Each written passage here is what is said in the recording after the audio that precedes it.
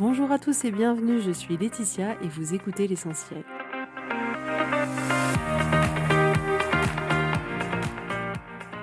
L'essentiel est le podcast de coaching où je partage avec vous les outils et les techniques pour vous permettre d'avancer et d'avoir la vie que vous voulez. Je souhaite vraiment que ce podcast vous inspire et surtout vous encourage à passer à l'action. Vous pourrez retrouver toutes les notes de l'épisode sur www.laetitiamonaca.com. Pour ne rien louper, abonnez-vous au podcast sur la plateforme d'écoute que vous utilisez pour être tenu informé des nouveaux épisodes.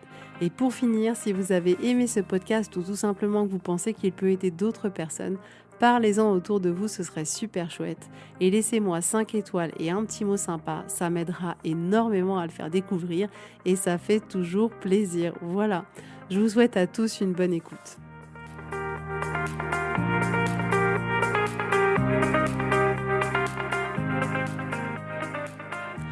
Coucou tout le monde, j'espère que vous allez bien. Alors je voulais partager avec vous quelque chose parce que j'ai découvert un do-it-yourself par hasard qui est juste incroyable. C'est-à-dire qu'en ce moment, le matin, quand je me lève et que je prends le petit déjeuner avec mes enfants, j'adore pendant cette période automnale et d'hiver mettre des bougies au petit déjeuner. C'est mon truc à moi, je trouve que c'est hyper chouette, qu'on a une lumière ambrée, douce, je sais pas, ça apporte un petit truc, bref, j'adore. Et il s'avère que dans mon bougeoir, j'avais mis une bougie et que la mèche arrivait à sa fin. Donc j'étais là, ah bah mince, et puis je vois qu'il reste quand même vachement de cire au fond du bougeoir. Et du coup, je me dis, ok, comment je peux faire ma bougie toute seule à la maison, sachant que j'ai pas de mèche, que j'ai pas de matériel, etc.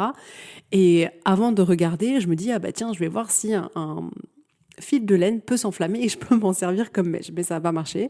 Et donc, je regarde vite fait sur Internet comment recycler une bougie. Et là, je tombe sur une vidéo où la fille me dit, ok, tu prends un bout de papier toilette, tu le roules hyper serré et ça va faire ta mèche. Tu fais fondre la cire qui te reste. Et après, bah écoute, tu mets ta mèche, tu verses la cire et ça va marcher. Et dans ma tête, je dis là, mais n'importe quoi, une feuille de papier, c'est tellement fin, ça, ma flamme, elle va pas cramer pendant des heures, c'est impossible. Et elle dit, voilà, j'étais un peu sceptique et finalement, je l'ai fait. Boum, voilà, il était 7h du matin et nous étions partis pour faire une bougie nous-mêmes. Donc mes enfants surveillaient que la cire fonde bien, moi j'étais en train de rouler ma mèche. Et donc on a préparé notre bougie comme ça à 7h du matin et je vais vous dire un truc, ça fonctionne. Ça fonctionne hyper bien. Et je vous raconte pas le plaisir que ça a été, l'accomplissement que ça a été pour moi de trouver comment faire une bougie avec les restes de bougies que j'avais. Parce que clairement, le nombre de fois où j'ai vidé mes bougeoirs en enlevant au couteau toute la cire qui restait parce qu'il y avait plus de mèche et que j'ai jeté à la poubelle, je me dis, mais en fait, j'aurais pu faire brûler des bougies encore pendant des heures. Et j'ai eu l'impression d'avoir trouvé le truc. Je vous assure, c'est ma découverte de l'année. Clairement, elle restera marquée en moi. Tout ça pour vous dire qu'à 7h du matin, j'ai quand même eu le temps de faire une bougie.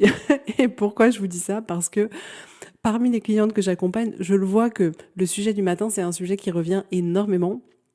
Et c'est vrai que ça a pu m'arriver d'avoir des matins qui soient speed et c'est quelque chose qui était pas possible pour moi. C'est-à-dire que ça a été tout de suite, ok, il va falloir trouver une organisation, il va falloir trouver une méthode, il va falloir essayer des choses, mais il va falloir faire en sorte que ça se passe autrement parce qu'on va pas pouvoir commencer tous nos matins comme ça. Et je sais que c'est vraiment un vrai sujet. Et bien sûr que à l'époque, ça m'est arrivé de me lever et d'être déjà, vous savez, dans le stress, quoi, dans l'urgence, dans vite, il faut que je m'habille pour aller au boulot, vite, il faut que je m'occupe des enfants, vite, il faut que j'aille prendre le bus, faut prendre le petit-déj, ah merde, j'ai oublié un truc, vite, faut aller courir, prendre le train, etc.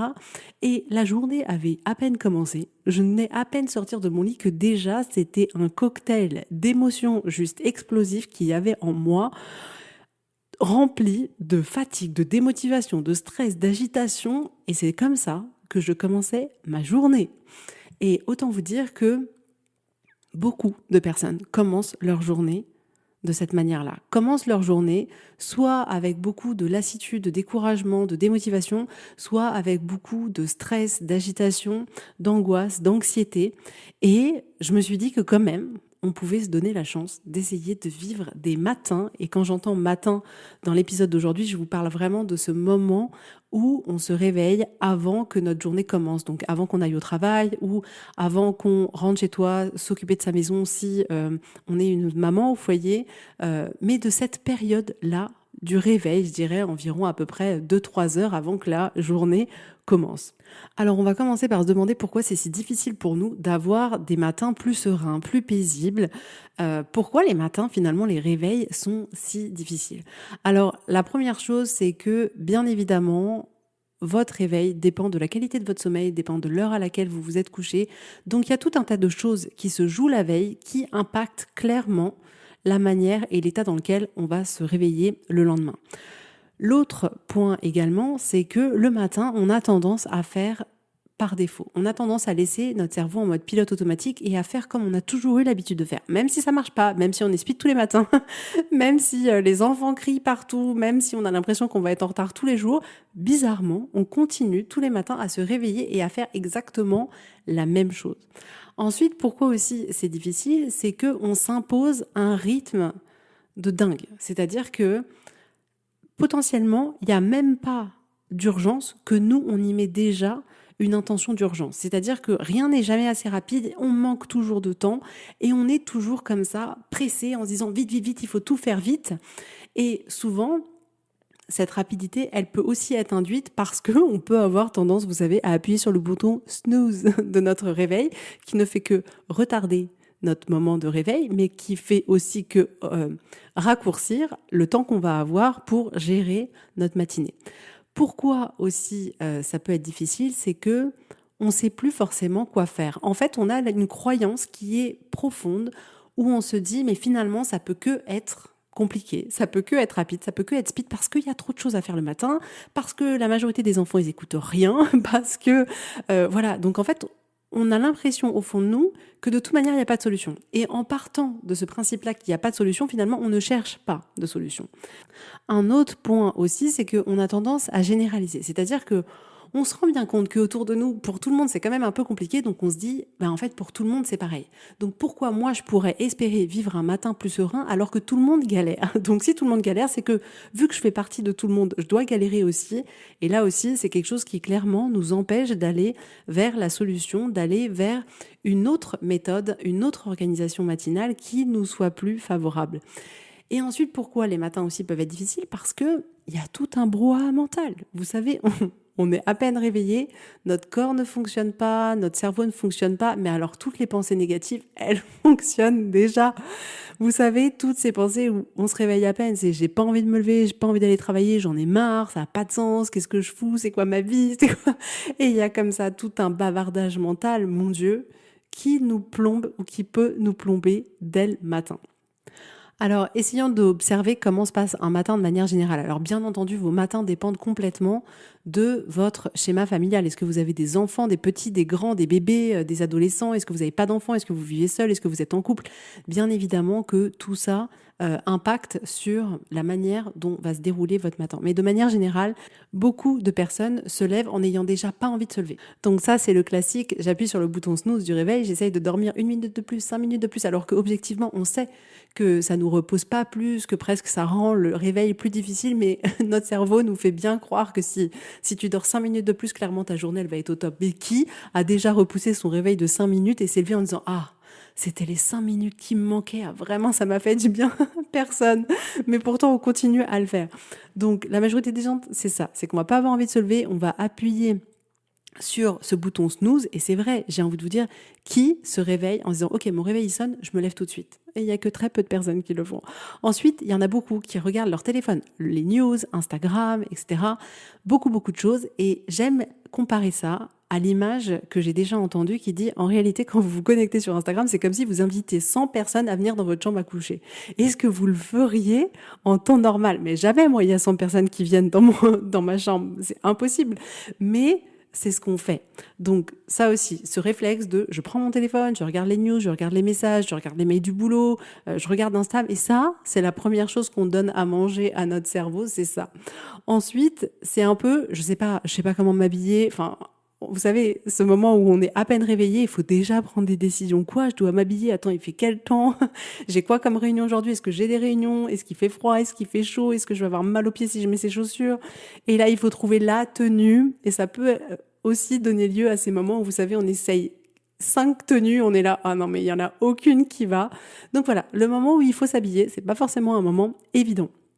Ensuite, il va y avoir toutes les sollicitations des enfants. Les enfants qui se sont pas encore levés, les enfants qui ont mis qu'une chaussette, les enfants qui sont même pas habillés, le cartable qui est pas prêt, le goûter qui est pas prêt, le mot qui est pas signé, le devoir qui est pas fait. Et alors là, les enfants, on peut avoir une liste longue comme le bras de choses qui peuvent nous pas se faire. Je pense que même moi, je n'ai pas encore tout connu. Donc, à chaque fois, c'est une surprise. Oh, qu'est-ce que ça va être? Donc, il y a comme ça toutes les sollicitations des enfants qui font qu'après, on est là. Mais mince, en fait, le temps il a filé, j'ai plus le temps, j'ai pas le temps de manger, etc. Donc on va se plaindre, on va être agacé, on va être tendu parce qu'on va avoir peur de se dire mais mince, on va arriver en retard à l'école, je vais arriver en retard au travail, ça va tout décaler. Et donc là, on active un peu le stress. Il faut que tout le monde mange rapidement, donc on presse les enfants. Dépêche-toi, mets tes chaussures, mets ton manteau, vite, on va être en retard, vite, vite, vite, vite. Est-ce qu'il y a des parents qui ont jamais dit à leurs enfants vite, on va être en retard? Moi, je l'ai déjà dit, hein. Je vous le dis clairement, je l'ai déjà dit. Donc on est voilà comme ça à se dire vite on va être en retard et on a l'impression comme ça que tout est hors de contrôle. Vous savez comme si on était pris dans un bon film d'action et que tout était clairement incontrôlable. Alors que c'est quand même amusant parce qu'on vit ça tous les matins, mais on a quand même l'impression chaque matin d'être pris dans un film d'action alors qu'on l'a pas décidé. Et donc toute cette agitation peut rendre compliquées les relations avec les enfants, les relations avec la personne qui partage notre vie. Et on est là comme ça, après à commencer ce début de journée où on part de la maison en se disant ok, je suis déjà pressée, je suis déjà en retard, mais c'est quoi cette vie? Et puis en plus je vais travailler. Alors pour peu que le boulot que vous fassiez ne soit pas un boulot qui vous fasse plaisir ou dans lequel vous vous épanouissiez, vous courez pour aller dans un job que vous aimez pas. Enfin, et là c'est une explosion mentale. Donc je trouve que parler de ce sujet de réveil, de gestion de la matinée, c'est quand même hyper important. Et je me faisais cette réflexion à moi-même la dernière fois, c'est-à-dire que je me disais, mais souvent on a tendance à se lever en disant mais j'ai pas envie. Un peu comme si on disait j'ai pas envie de commencer cette journée, j'ai pas envie. Qui se lève et quand le réveil sonne et se dit mais c'est génial, j'ai trop de chance, en réalité j'ai une journée de plus, je suis encore en vie, aujourd'hui je peux faire ce que je veux, aujourd'hui tout est possible. Et on se lève pas en appréciant le cadeau que c'est que de pouvoir se lever et que d'être en vie et d'avoir encore une journée.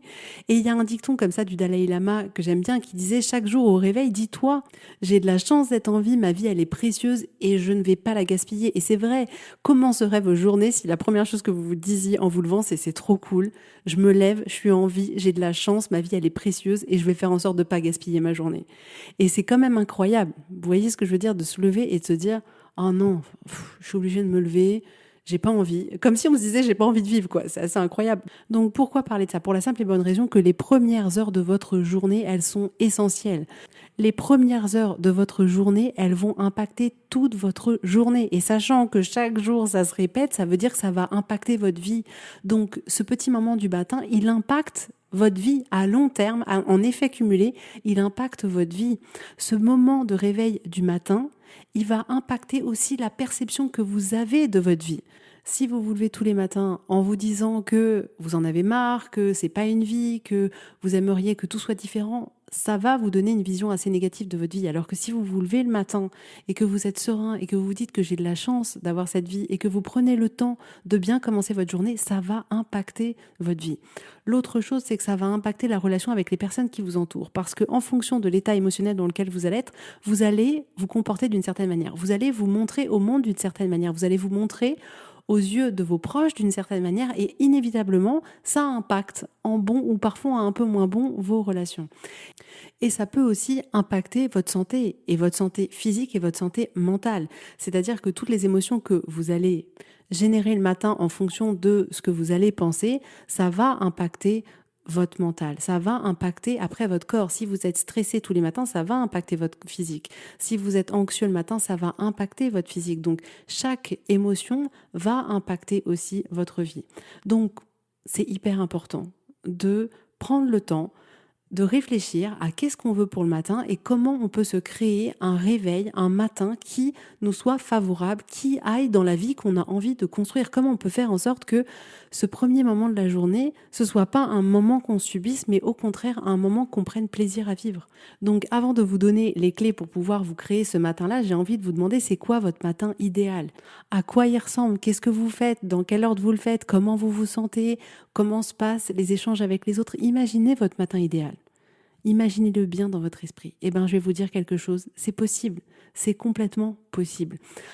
Alors pour pouvoir se créer un matin qui vous ressemble plus, un matin qui ressemble à la vie que vous avez envie de vivre et au début de journée que vous avez envie de vivre, il y a, on va dire, comme des clés qui sont des clés au niveau de votre mental, au niveau de votre mindset. C'est-à-dire que la première chose, c'est que vous devez là, maintenant, décider de prendre en main votre matin. Et là, je rigole pas. Vous croyez que c'est juste un petit truc comme ça, mais non. Vous devez prendre la décision de vous dire, je veux faire autrement, je veux tester autre chose, je veux en faire en sorte de me créer ce matin idéal que j'ai envie de vivre. Et la décision, elle doit être prise. Et ça, c'est hyper important parce que c'est pas juste, ah, ce serait cool et ça reste quelque chose dans votre esprit. Non, vous devez le décider. Ensuite, vous devez être prêt à ajuster. Vous devez être prêt à tester, à ajuster, à modifier, à se dire en fait ça marche, ça marche pas, ça marche, ça marche pas, et ne pas vous dire ok j'ai testé mais en fait non, Laetitia elle a rien compris, c'est vraiment trop speed, on peut rien faire.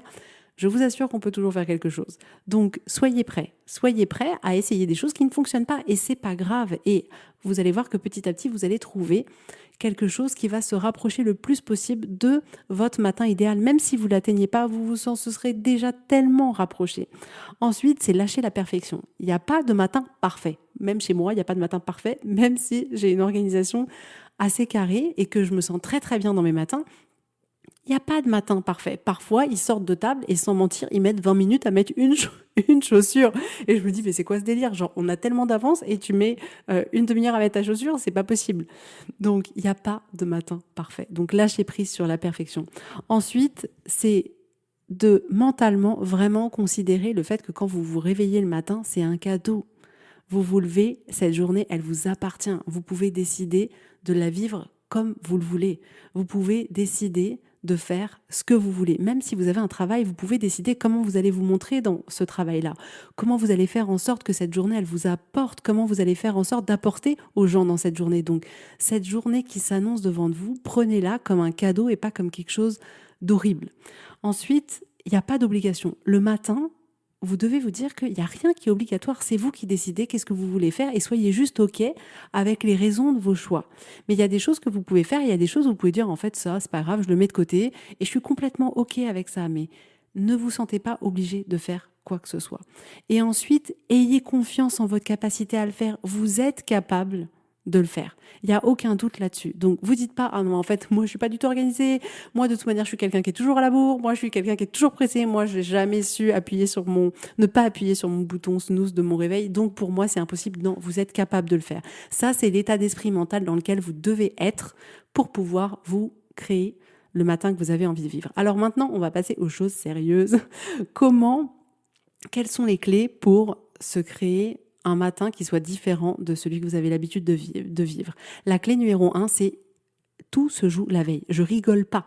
La veille est le moment le plus important. C'est-à-dire que la veille, utiliser la veille, c'est vous permettre de ne pas être dans la rapidité le lendemain, de ne pas être dans le stress, d'optimiser votre temps. Préparer le plus de choses la veille, c'est un cadeau incroyable que vous vous faites. Donc, si je vous dis par exemple personnellement, mais ça reste que ce que je fais moi, personne n'est obligé de faire la même chose que moi. Chacun peut avoir des méthodes différentes. Il n'y a pas de bonne ou de mauvaise manière. Je vous partage juste, en tout cas, ce que moi, je fais. Donc, le matin, il y a ce qui se prépare la veille pour moi et ce qui se prépare la veille pour mes enfants. C'est-à-dire que je demande à mes enfants, avant de se coucher, est-ce que j'ai bien tout signé? Parce que je sais que sinon, je vais me retrouver le lendemain matin à devoir signer un truc à la dernière minute. Je leur demande si j'ai tout signé. Je leur demande de préparer leur cartable et que leur cartable soit dans l'entrée, qu'il soit déjà prêt. Parce que, en fait, tout se joue au détail. Vous vous rendez pas compte. Mais si le cartable est dans la chambre, ça veut dire que peut-être un enfant a pu l'ouvrir le soir et qu'en fait il y a des... Enfin bon bref, le cartable dans l'entrée doit être prêt avec le goûter à l'intérieur et je leur demande de faire leur tenue pour le lendemain. Parfois ils le font, parfois ils le font pas, mais j'essaye de faire en sorte qu'ils le font. Déjà tout ça, vous imaginez que moi le lendemain, je sais que leurs cartables sont prêts, que la boîte à goûter est prête, ils ont juste à s'habiller et à passer au petit déjeuner, ce qui est quand même hyper agréable pour moi. Et pour moi, c'est pareil, c'est-à-dire que j'essaye au maximum de préparer ma tenue du lendemain. Je fais en sorte aussi la veille de m'assurer que mon agenda pour demain est prêt et d'avoir une intention pour le lendemain, mais ça j'en parlerai un peu plus en détail ensuite. Et la veille, c'est aussi l'opportunité pour vous de choisir comment va se passer votre soirée et inévitablement la manière dont va se dérouler votre soirée va impacter votre réveil du lendemain matin. Donc ça aussi, vous pouvez mettre un éclairage dessus. Ensuite, la deuxième clé, c'est planifier le temps dont vous avez besoin. Regardez qu'est-ce que vous faites le matin ou qu'est-ce que vous estimez qu'il y a à faire. Choisissez qu'est-ce que vous gardez, qu'est-ce que vous gardez pas, combien de temps, dans quel ordre vous pouvez placer les choses pour que ça convienne bien. Et en fonction de ça, vous mettez l'heure du réveil qui vous convient. Et je sais que personnellement, pour mes enfants, ils doivent s'habiller avant de passer à table. Il n'y a personne chez moi qui vient à table s'il n'est pas habillé. Parce que je sais que s'ils commencent à prendre leur petit déjeuner, je ne vais pas pouvoir contrôler le temps qu'ils mettent à manger. Et ça peut du coup s'éterniser un peu plus et ça peut après me mettre dans une urgence, dans avoir ce sentiment de ne pas avoir le temps. Et j'ai remarqué que c'était bien plus facile pour moi qu'ils s'habillent d'abord et qui passent à table après. Et c'est super parce qu'en fait, une fois qu'on a passé à table et qu'ils ont mangé, on n'a plus qu'à partir à l'école. Tout est prêt et on n'a plus qu'à partir. Donc en tout cas, pour moi, c'est le rythme qui me convient. Et c'est d'ailleurs pour ça qu'on a pu faire notre do-it-yourself bougie juste avant de partir à l'école, parce que les enfants étaient déjà habillés, que le repas, le petit déjeuner avait déjà été pris, qu'il n'y avait plus qu'à partir à l'école. Et vu qu'il nous restait du temps, et ben j'ai dit, allez, il reste 20 minutes, venez, on essaye. Ensuite, la clé numéro 3, c'est ne décalez pas votre réveil. Je vous assure, à partir du moment où vous appuyez sur ce fameux bouton, c'est comme si vous envoyez plein de messages à votre cerveau qui dit « j'ai pas envie de me lever, il est trop tôt, je suis fatiguée, non je veux pas ». Et toutes ces pensées-là, elles vont générer pour vous de la fatigue, de la démotivation, tout un tas d'émotions qui vont faire que vous allez vouloir rester de plus en plus dans votre lit, mais rester de plus en plus dans votre lit, ça veut dire aussi avoir de moins en moins de temps pour vous préparer, pour pouvoir passer un matin serein. Et comme je vous le disais tout à l'heure, clairement, même le fait de décaler son réveil de 10 minutes en rien, ça va vous permettre d'être en forme ou de ne pas être fatigué. Pas du tout. Et le deuxième effet qui se coule d'appuyer sur ce bouton, c'est que après vous allez vous en vouloir. Après, vous allez vous juger d'avoir dit, mais en fait, j'ai décalé mon réveil, j'aurais dû me lever tout de suite, c'est de ma faute si je suis en retard, etc. Donc en plus, ça peut générer un deuxième effet qui se coule qui n'est pas propice à passer un matin serein. Mais je vais vous dire quelque chose, la majorité du temps, si votre réveil sonne et que vous vous levez, vous allez voir que les 5 premières secondes, les 10 premières secondes, vous êtes là genre « Ah non, mais il est trop tôt, c'est vrai que j'aimerais dormir ». Et en fait, rapidement, vous allez voir que vous allez commencer à vous activer, que votre corps va commencer à se réveiller et que au bout de 5 minutes, vous allez dire, mais en fait, là, je suis bien réveillée. Donc, ne vous en faites pas. Si vous vous levez dès que votre réveil sonne, vous allez voir, ça va aller. Donc, ne décalez pas votre réveil.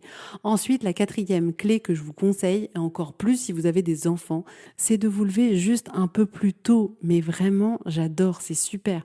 Alors, je vais pas vous mentir, je le fais pas tous les matins et ce serait bien que ça devienne un objectif de le faire vraiment tous les matins parce qu'en fait, à chaque fois que je me lève un peu plus tôt que les autres, j'aime beaucoup parce qu'en fait, c'est comme si c'était un moment pour moi. C'était comme si c'était vraiment une bulle où justement, il n'y avait aucun bruit, où personne n'était levé, où j'avais le temps de commencer à me préparer tranquillement, sans qu'il y ait d'attente, sans qu'il y ait de sollicitation, de sentiment d'être en retard. Et du coup, j'aime me lever, m'habiller, commencer à me préparer, à me maquiller. Et quand je me lève un peu plus tôt, j'en profite pour méditer un peu ou pour écrire un peu. Ou parfois, je vais écouter un podcast qui me fait plaisir pendant que je suis en train de m'habiller.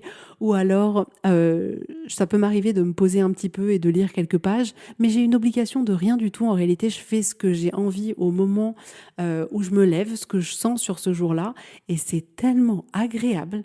Quand vous voyez les petites frimousses de vos enfants sortir la tête de la chambre et que vous êtes déjà prêt, il n'y a plus rien à faire.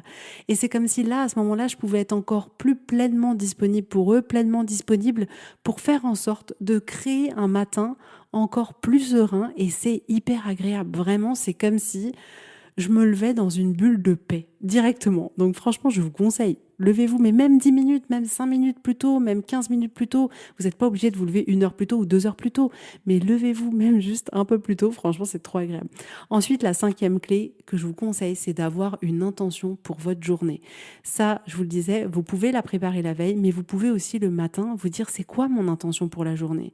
Pourquoi c'est important? Parce que c'est l'énergie que vous allez mettre dans votre journée. C'est-à-dire que là où va votre focus, va votre énergie. Donc si vous mettez votre focus sur l'intention que vous avez pour votre journée, c'est là que vous allez mettre votre énergie et c'est là que vous allez commencer à vivre une vie et à vivre une journée qui sera plus délibérée et plus consciente. En fait, vous allez choisir avec cette intention comment va d'une certaine manière se passer cette journée ou ce sur quoi vous allez mettre votre focus sur cette journée. Au lieu de vous dire, ok, c'est encore une journée de plus, on attend ce soir que la journée elle soit finie et de vivre comme ça par défaut. Non, cette intention, elle va vous permettre de ne pas vivre votre vie par défaut et de la choisir.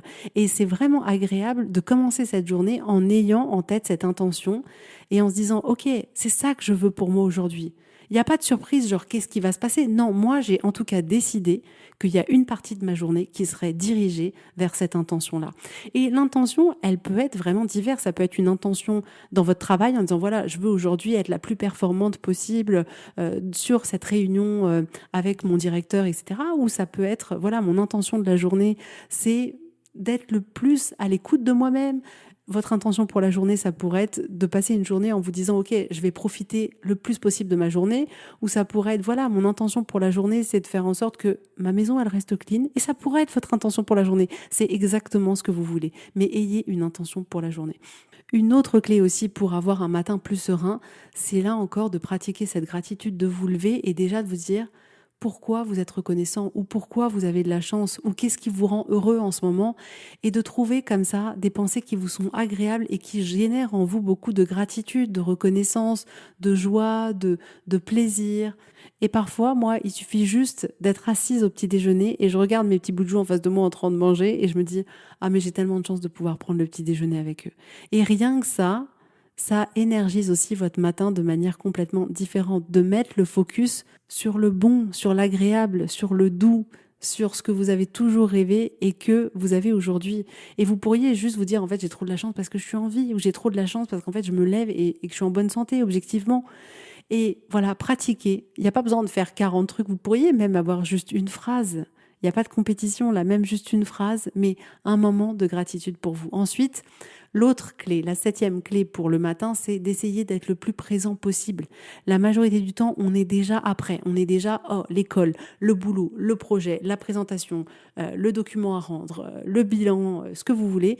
Et on n'est pas tellement présent. Et à chaque fois qu'on n'est pas présent, c'est un peu comme si on se déconnectait. On se déconnectait du moment, on se déconnectait des autres et on se déconnectait aussi de nous-mêmes.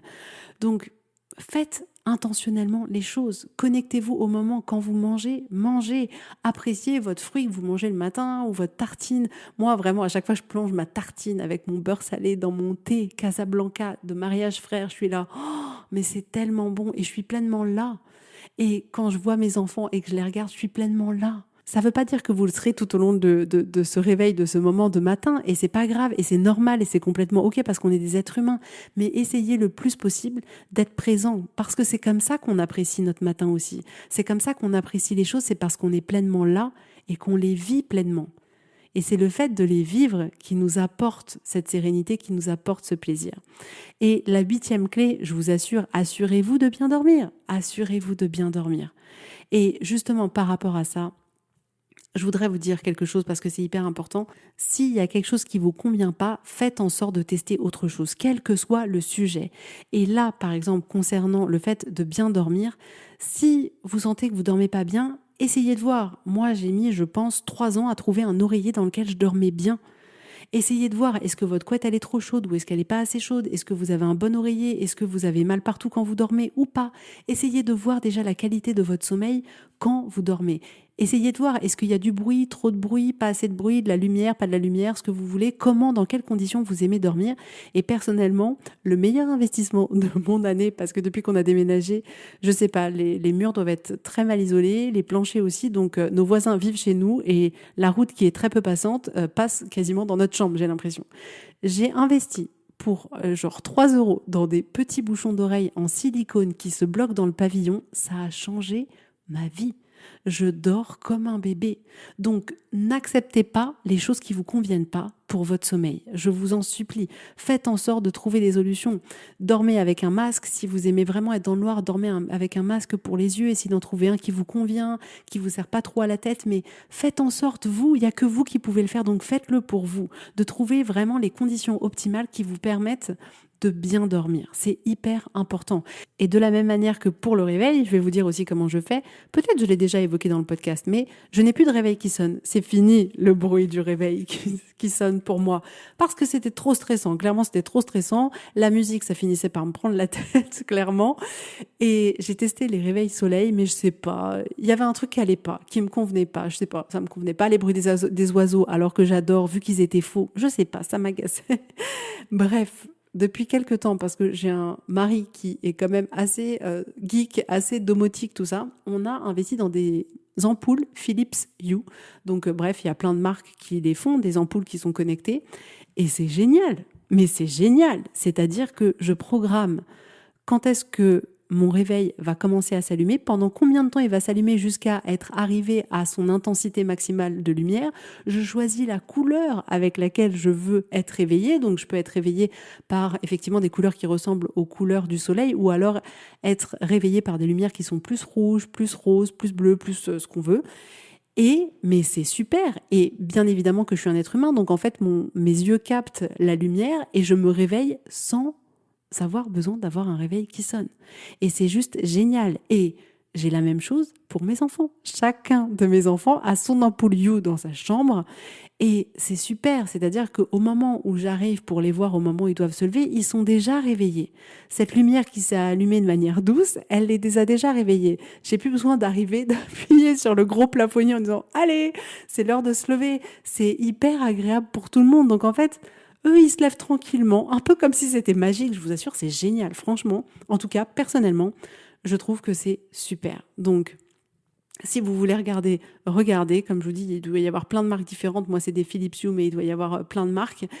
Et voilà, faites en sorte que votre sommeil soit de qualité et faites en sorte que votre réveil soit de qualité. Choisissez un réveil que vous kiffez. Si vous avez envie de vous réveiller avec de la musique, avec Beyoncé, ce que vous voulez, mais faites-le. Si vous avez justement pas envie d'avoir quelque chose qui sonne ou que vous préféreriez avoir une lumière, etc., faites-le. Mais il n'y a que vous qui pouviez le faire. Donc prenez en pleine main la responsabilité de votre matin, de ce réveil et faites en sorte de vous créer des matins qui vous conviennent. Donc maintenant, c'est à vous de jouer. Et parmi mes clientes, il y en a beaucoup que j'ai accompagnées sur l'organisation de manière générale, que ce soit l'organisation du matin, de la journée, de toutes des questions d'organisation au niveau du travail, de leur entreprise, etc. Vous pouvez avoir des résultats qui sont juste hallucinants. Et en fait, on ne soupçonne pas comme tous ces petits changements peuvent avoir des impacts à long terme et des impacts sur vous-même, sur votre efficacité, sur tout un tas de choses qui est juste dingue.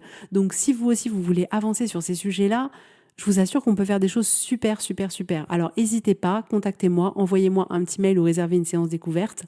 En tout cas, je vous souhaite à tous un super bon week-end et j'espère que vous allez passer maintenant des réveils qui seront beaucoup plus sereins, beaucoup plus à votre goût. Et n'hésitez pas à m'envoyer un petit mail pour me dire qu'est-ce que vous avez fait, qu'est-ce que vous avez testé, comment vous vous sentez, qu'est-ce que ça a changé ou pas. Si vous avez des choses ou des conseils à partager que je pourrais après repartager sur le podcast ou sur Instagram, n'hésitez pas.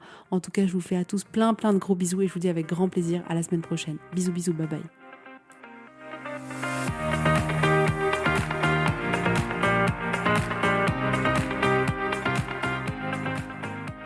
Si vous voulez mettre en application ces outils dans votre vie, sachez que j'accompagne des femmes qui souhaitent reprendre le contrôle de leur vie et enfin avoir des changements incroyables. Donc si vous aussi, vous voulez que votre vie change, contactez-moi sur www.laetitiamonaca.com/contact. Je serai ravie de travailler avec vous et de vous accompagner. Vous allez voir, ça va vraiment tout changer.